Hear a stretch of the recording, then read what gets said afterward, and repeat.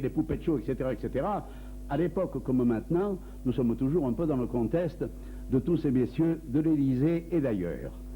Alors, c'est un chansonnier, vous le savez, tout à l'heure, je vous l'ai déjà présenté, et il a toujours son petit coup de cric-crac-crac, vous voyez, la griffe, vous voyez ce que je veux dire, n'est-ce pas? Bon, alors je ne vous en dis pas plus. Et puis après, il vous dira autre chose, s'il veut. Il a beaucoup d'humour, vous le connaissez. Avec lui, il n'y a rien de tel. Son prénom, c'est Jean. Alors donc, c'est... Comment vous avez dit? Non, pas Guillaume Tell, j'ai dit Jean. Jean Tell, voilà, il est là.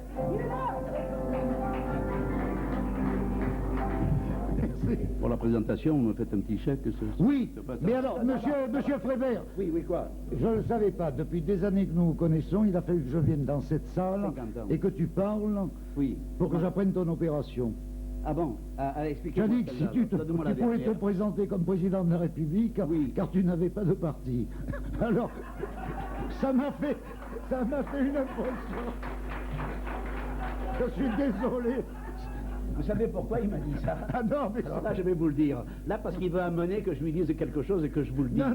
Très prochainement, vous verrez sur cette scène, par une équipe de rigolos comme nous sommes, n'est-ce pas, un spectacle qui aura pour titre On y rit, on ira voir plein les urnes. Oh, monsieur Frébert. Et comment? C'est pas dans les urnes qu'on met le machin? Allez vous isoler ailleurs, allez.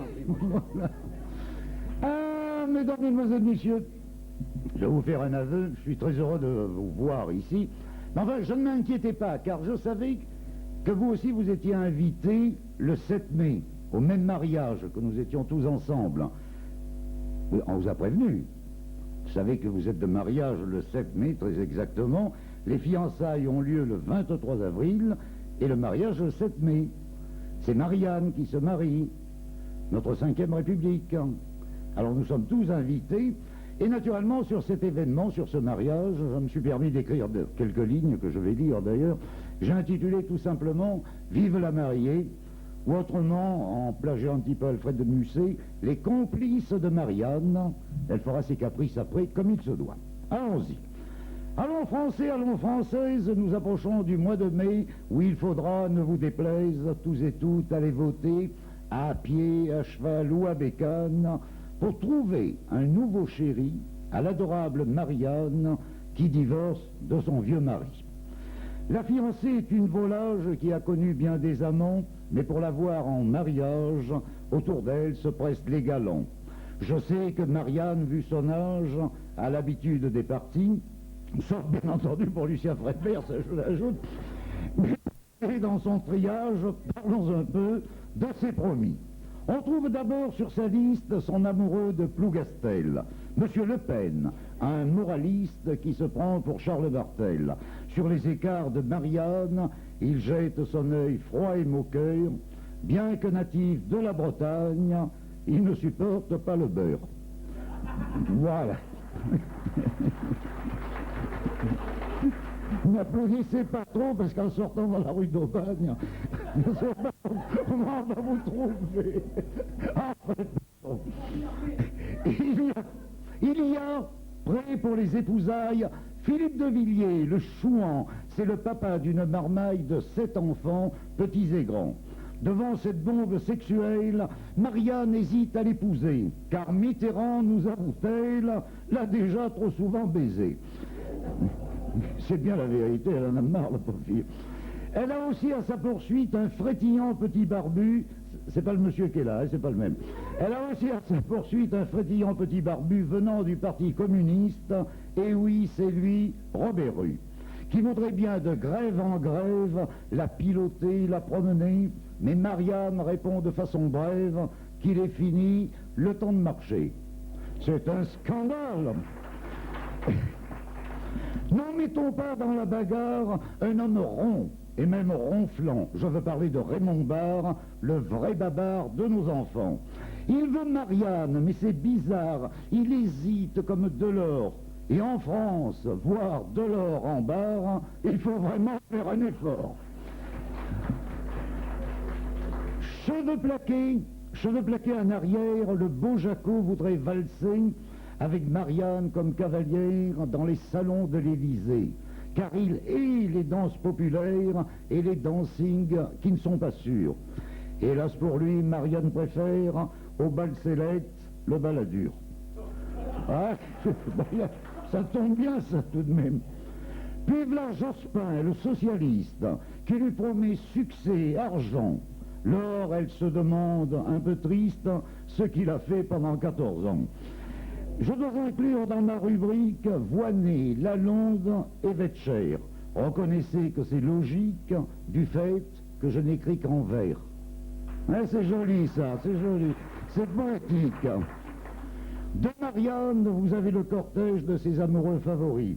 À vous de jouer au stratège pour lui choisir un bon mari. Qu'il soit actif et très fidèle et qu'il lui laisse sa liberté.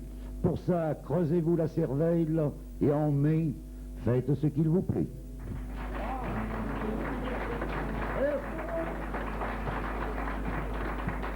Je vous remercie. Bon, on a fait un petit tour d'horizon sur l'actualité politique. Je vais vous parler d'une actualité qui est toujours d'actualité. Je vais vous parler de la retraite. Vous savez qu'on parle énormément maintenant. Si ça continue, les générations futures vont avoir la retraite à 35 ans à peu près. Nous sommes tombés à l'époque de la soixantaine, et c'est très bien, ma foi. Mais laissez-moi vous dire, je connais beaucoup de copains qui arrivent à cette époque-là, et qui se demandent, et disent, ah, c'est embêtant, arriver à la soixantaine, pendant la retraite, qu'est-ce que je vais faire, qu'est-ce que je vais devenir? Alors, comme je pense que parmi vous, il y a certainement de futurs ou de jeunes retraités, je vais vous dire tout ce que l'on peut faire pendant la soixantaine. Je pense aux messieurs, parce qu'il n'y a aucune dame par ici qui a la soixantaine, bien entendu. Non, non, rien que des gamines. Allons. La soixantaine. Dans une de ces chansonnettes, Tino Rossi, toujours charmant, nous susurrait le cœur en fête, la vie commence à 60 ans. L'affirmation n'était pas bête, car aujourd'hui, c'est évident, chacun de nous prend sa retraite dès qu'il arrive à 60 ans, en jurant à sa barbichette de réaliser tout fringant les ambitions les plus secrètes qu'il avait il y a 40 ans.